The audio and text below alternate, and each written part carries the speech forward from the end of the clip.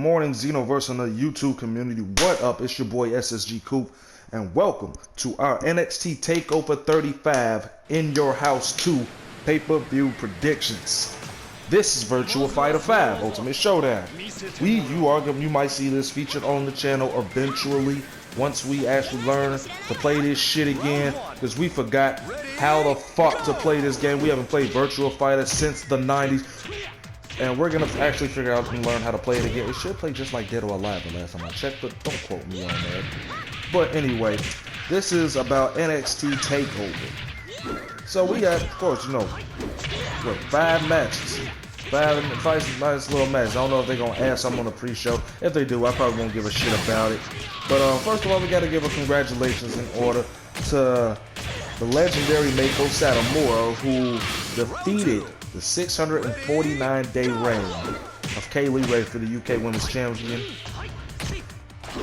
in a fantastic match, one of the best women's matches that you'll see this year that actually means something, not a fucking unsanctioned brawl that people just randomly gave 5 stars. Not shitting on it, just saying. I ain't giving 5 stars. But we got 5 matches on here, and this should be pretty interesting. So I think this is the opener show. We got Tommaso Ciampa and Timothy Thatcher versus the Grizzled Young Veterans, so James Drake and Zach Gibson. Why the fuck is this match happening? What the fuck does this match mean?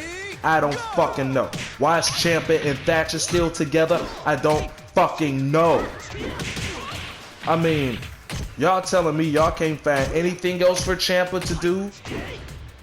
What does he have to, what does he really need Thatcher for? Timothy Thatcher is about as interesting as a box of white rice that's been sitting in your fucking counter for about 6 months. There's nothing entertaining about this man.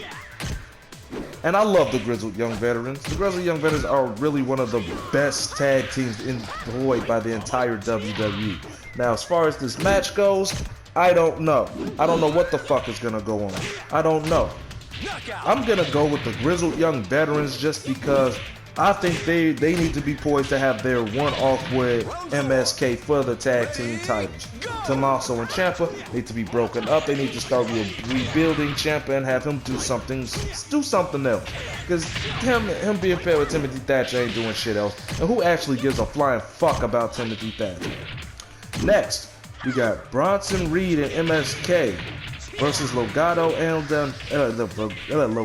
del Fantasma, Santos Escobar, Joaquin Wilde, and Raul Mendoza, in a winner-takes-all 6-man tag team match for both the NXT North American Championship and the NXT Tag Team Championship.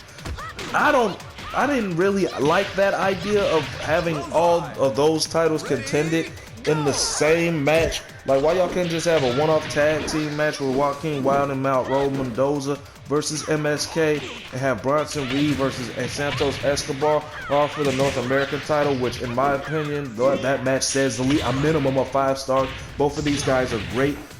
Santos Escobar is actually one of my favorites in NXT. It's just the way he carries himself, the way he cuts a promo. He's fantastic in the ring. And Bronson Reed, I like Bronson Reed too. He's probably my favorite big man in the whole fucking company right now, since Keith Lee ain't on fucking television. Now, this match is overly predictable, like most of the shit that's on this card.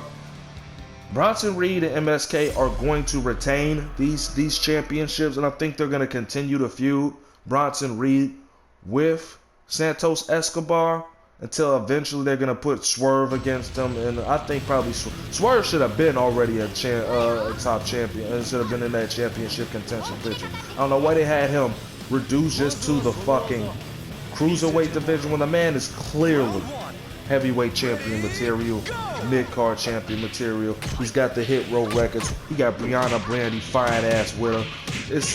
I'm thinking that's who I'm throwing they poisoned for that North American title. But I don't want to see Bronson Reed be a transitional champion. And I actually wouldn't mind if Santos Escobar is the North American champion, since he did so well.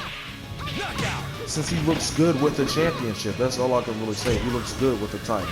But Reed and MSK are gonna retain. Next, we got Raquel Gonzalez defending the NXT Women's Championship against Ember Moon.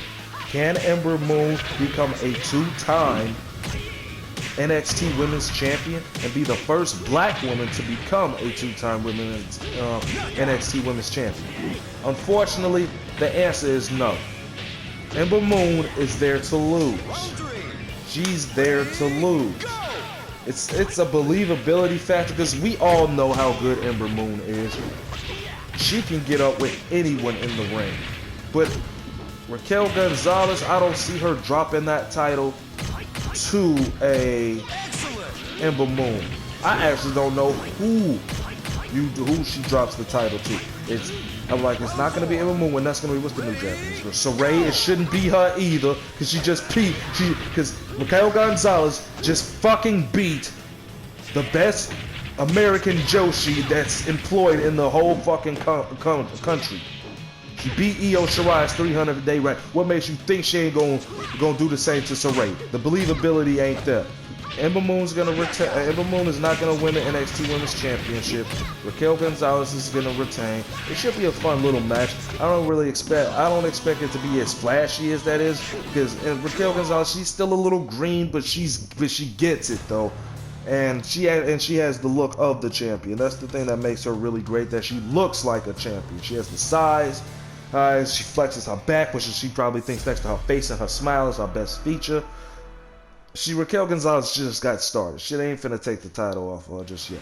Now this is probably gonna be my match of the evening right here. No, not the second match of the evening. I didn't get to it yet. Hold on. Next we got Mercedes Martinez versus Xia Li. This match is happening. I actually kind of like this. The fact that in her first little experience in a wrestling ring, Xia Li was utterly destroyed by Mercedes Martinez in the Mae Young Classic. I like the fact that they played that up and brung that into a feature, and that Xia Li has had this resentment this entire time. And the fact that I don't know if she was just on the losing streak. I remember she lost to Shayna Baszler while Shayna Baszler was NXT Women's Champion. They had her go rogue and start beating up Kaden Carter and Casey Catanzaro to display this new streak. They've had her doing various squash matches where she's just beating up random girls. So in this match though, pardon me, I don't know who the fuck is the babyface in this. I don't know who the fuck is the babyface in this. Now, I really don't know what to expect of this. I can't even decide a fucking winner because I don't know what is the eventual outcome. I see they've done a lot of this with this repackaging for Xia Li, and they put a lot of stock into it, but I don't know what's gonna happen out of either two of these winners. Mercedes Martinez just has fought for the NXT Women's Championship twice and has not captured it.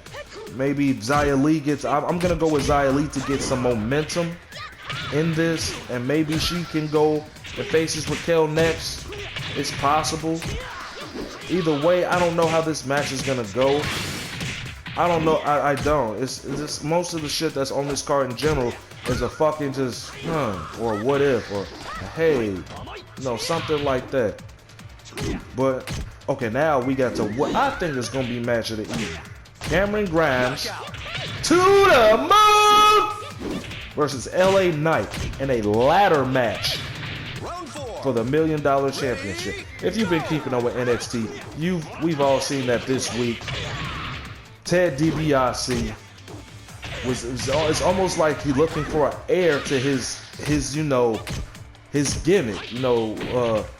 Cameron Grimes been cashing out on the Dogecoin and the Bitcoin and all that shit, and they show both of these guys living these extravagant lifestyle mansions, women everywhere, champagne, fancy cars, living like the $1 Million Man used to do back in the day. I loved the $1 Million Championship as a child. To me, it was such a prize because it's like that's you was big money bags, and it's in a ladder match, which makes this even more dangerous.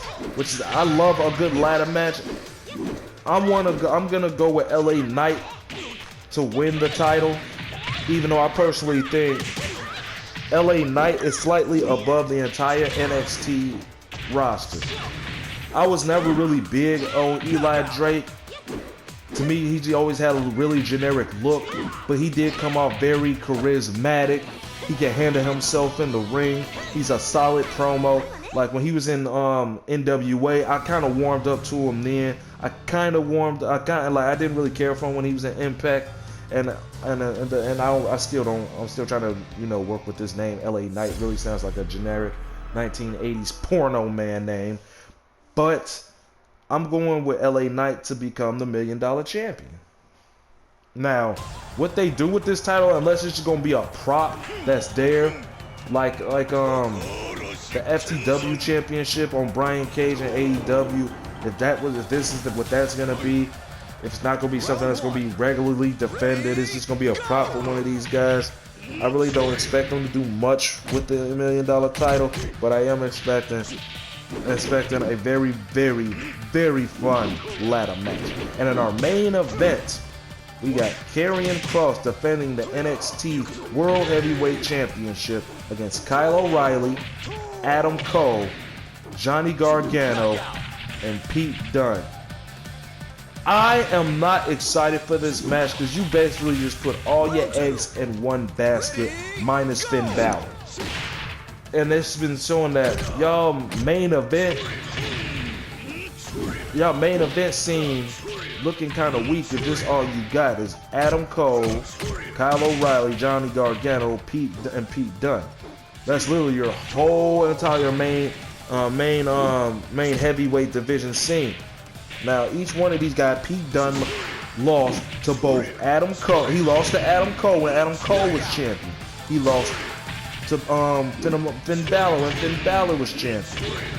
So I'm like, what did any of these guys do wages to just major randomly just get thrown a championship match? Now, I don't mind that Karrion Kross is going to come off looking strong in this, who I'm actually going to pick to retain. He's going to retain this fucking shit.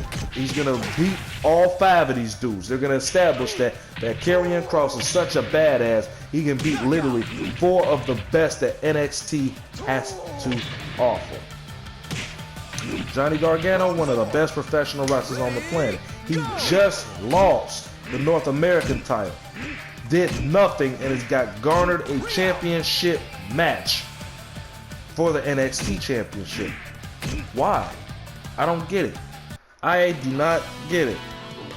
He's not getting it. Now, Kyle O'Reilly also just had 2 chances at the NXT Championship while Finn Balor was in his reign. Kyle O'Reilly, don't get me wrong, great world-class professional wrestler. The promos suck though. His promo as a single sucked. He don't have the Undisputed Era to feed off of, which gets me a little bit. He ain't winning. I'm picking Karrion Kross, but I see that Adam Cole, the little weasel that he is, also one of the best professional wrestlers on the planet, could get an upset victory and capture the NXT Championship, and they send motherfucking Karrion Kross to the main roster. Because Karrion Kross shouldn't even be there at NXT.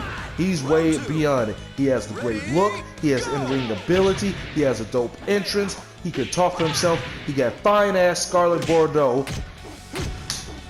The man is money on the main roster if he booked like a monster. Wow, I don't know what Adam Cole could possibly do much or do more with the NXT Championship.